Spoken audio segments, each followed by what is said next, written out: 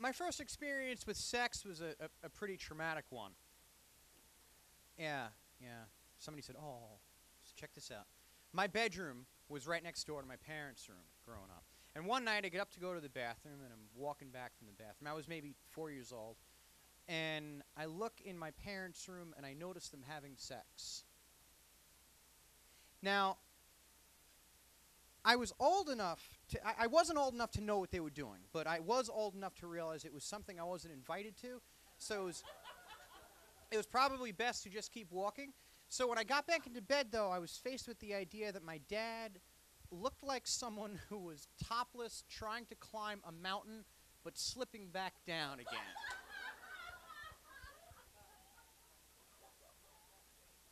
A little while after that, my older brother and I, we needed something. We went to our parents' room, and their door was closed and locked, which was strange, right? Because usually the door was open, as we've just covered.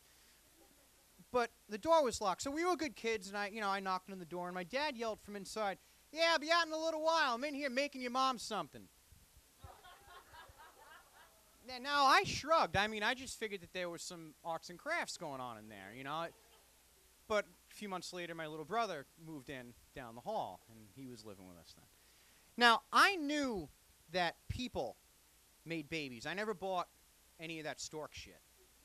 But I was way off on the anatomy. Way off. I mean, I remember thinking that girls had penises, too.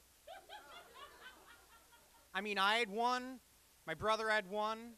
It was just another thing, like legs or necks or something. Plus, I saw this nature show one time where these two slugs were twisted together, and the narrator said, "These two slugs are having intercourse." So I figured, okay, that's what we do. The boy penis wraps around the girl penis, and they twist out a baby somehow. When I was 5 years old, I asked my dad what sex was, and he said, "I don't know." Now, it was my mom that broke it to me that girls, in fact, didn't have penises, but a trap door beneath their belly, and that's where the babies came out of. Now, I knew trap doors.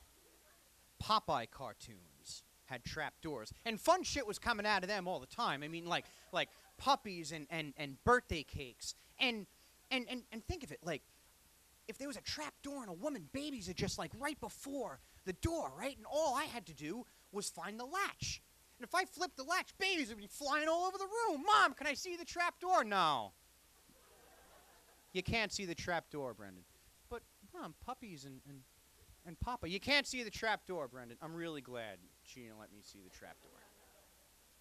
And it was my brother, my older brother Ed, who broke it to me about sex. He laid it all out. He told me about vaginas, and he told me about orgasms, and he told me why erections happened. But neither one of us would experience any of that stuff. He told me when I was maybe 6 years old, so we wouldn't experience any of that for what, like another 11, 12 years. Not that that stopped any of the trash talking, though. See, little kids talk trash. You see a group of third graders hanging around, you think the talk is innocent? Bullshit. I remember the conversations. "Yeah. And then we fucked." "No, you didn't." "Yeah, I did." "No, you didn't." "Dude, what have you fucked? Who have you fucked?" "I swear to God, I've already fucked like 100 times, all right? I took it out and everything." And the trash talking never stops. I was in 6th grade. I was in computer class. Remember when there was actually like class for computers? I'm like totally dating myself. It's before computers were in the house. We had to learn. So I was in computer class, right? And this kid Amari would come in late all the time. And the best thing was he would always come up with like a new and creative and weird reason for him being late. So our teacher, Mr. Alonji, said, "Hey, Amari, why are you late?" Amari looked around and he noticed a mop that was propped up against the wall. And Amari shoved his head into the mop and said, "Blame it on the rain." Now, Alonji didn't appreciate that, and he definitely didn't appreciate Milli Vanilli. So he said, "Sit down, Amari." Now, Amari sat to my left, and this girl, Tawana, sat to my right. Tawana liked to tell Amari about her sexcapades. All right, look. I was at a party, right? And he started coming on to me. And, Amari, should I fuck him? "I don't know. Do what you want to do." "Amari, should I fuck him?" And I'm sitting in between them. Hearing shit that I have never heard before or since. Because, all right, look. Amar, are you listening? Yeah, I'm listening. Go ahead. All right. I was with Randy, right? And we was fucking. And he stopped coming. And I'm like, Amari, why you stop coming? And he says, I got things in my mind. I got to go.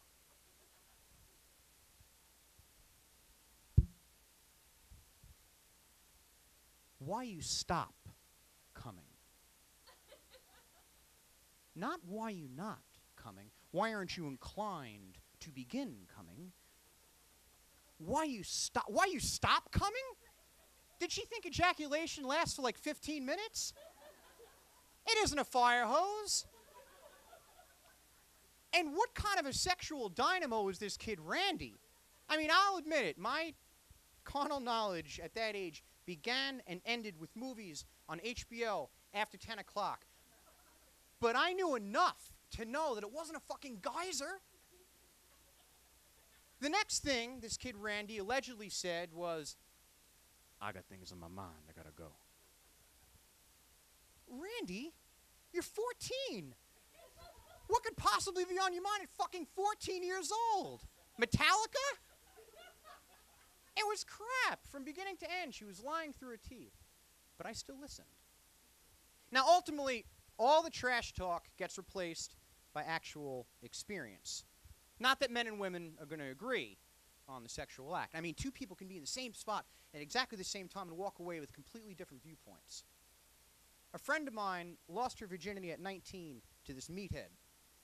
And when they were through, he was psyched. He walked away. Yeah, that rocked. And she looked up and said, that's it? My name is Brendyn Schneider. Thanks a lot.